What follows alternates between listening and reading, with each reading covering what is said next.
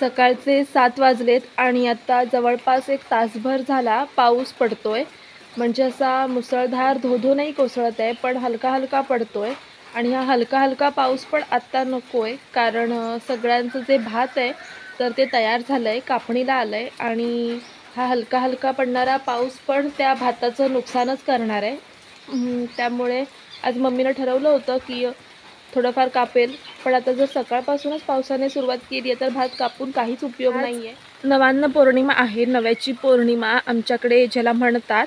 आणि गेल्या वर्षी ह्या वेळेपर्यंत भात ऑलमोस्ट बऱ्यापैकी कापून झाली होती, कारण पाऊस नव्हता पडत. पण यंदा पावसाने काहीतरी वेगळंच ठरवलं आहे, कारण आत्ता हा जवळपास 6वा महिना असेल. मे महिन्यापासून मे, जून, जुलै, ऑगस्ट, सप्टेंबर आणि हा आत्ता ऑक्टोबर, हा 6वा महिना असेल की जेव्हा पाऊस पडतोय. पण खरंच कळत नाही आहे की पाऊस खा पण म्हणत नाही आणि मर पण म्हणत नाही आहे, अशी अवस्था आहे. आणि एक वाईट गोष्ट अशी आहे की यंदाचं आपलं जे भात आहे ना, तर ते उंच आहे. आता ही वाईटही म्हणता येणार नाही, पण अशा दृष्टीने वाईट म्हणते आहे की ते भात उंच आहे आणि त्यामुळे ते भात आहे ना पडलं आहे खाली. आणि पडलेला भात कापणं खूप कठीण होऊन जातं. भात पडलं आहे ते कसं तरी कापून घेतील, पेंडा कापतील, पण जर त्या भाताच्या लोंबी खाली जमिनीत रुजल्या तर मग कशालाच काहीच अर्थ उरणार नाही. आत्ता मी शेताच्या जवळच उभी आहे, मी खाली जाऊन दाखवते तुम्हाला की आपल्या शेताची काय अवस्था आहे. हे आमचं शेत आहे. ही मळी थोडीफार हिरवी दिसतीये, पण ह्याची ना फक्त पेंडा म्हणजे जो भाताची रोपं आहेत ना ती हिरवी आहेत आणि लोंबी पूर्ण पिकल्यात. पण तो जो खालचा तुम्हाला समोरचा पट्टा दिसतोय, हे इकडे शुभांगी काकीचं आहे आणि ते तिकडे खाली आपलं आहे. तर ते भात पूर्ण पिकलं आहे.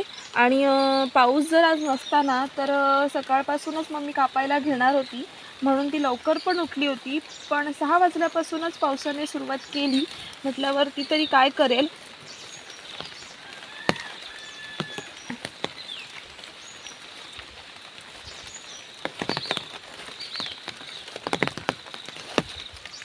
गवत पण खूप वाढलंय. हे बघा, हे भात शुभांगी काकीचं आहे आणि तिने ते कापायला घेणार आहे, पण कशी घेणार.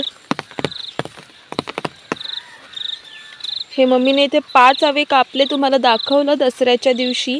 तर हे आहेत ते 5 आवे.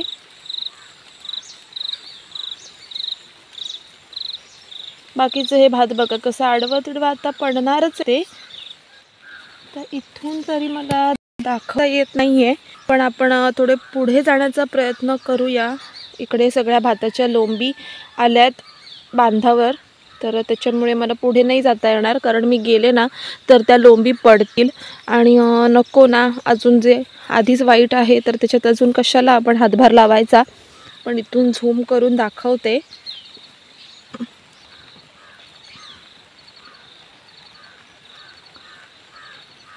ते बघा, ते तर ती आपली मळी आहे आणि ते भात पडलंय पूर्ण खाली. तर ते कापणं खूप कठीण होणार आहे.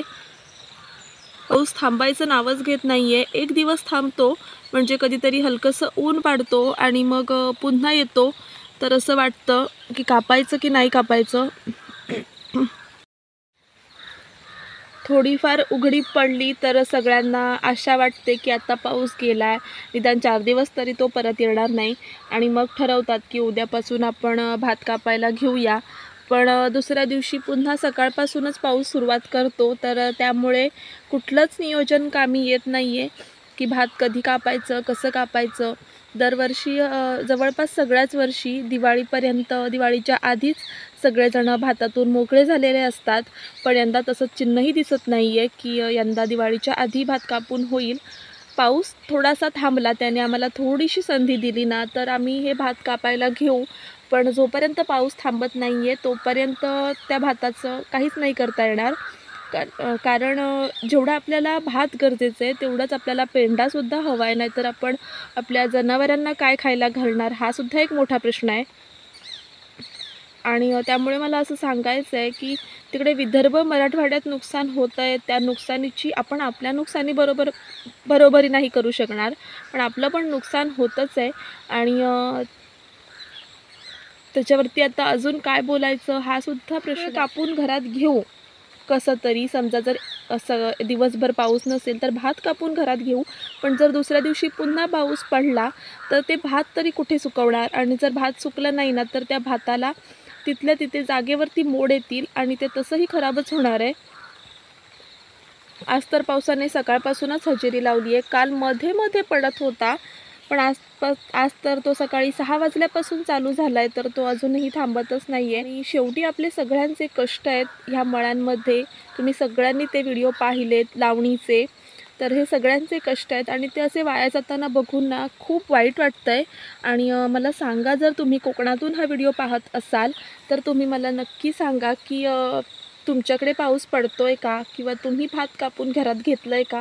मला माहिती आहे कोणीच भात कापलेलं नाही आहे, कारण जिकडे जिकडे आमचे कोणी नातेवाईक आहेत, माझ्या मामाकडे आत्या वगैरे, तर त्यांना सगळ्यांना विचारलं ना तर ते हेच सांगतात की भात कापणार कसं, कारण पाऊस पडतो आहे.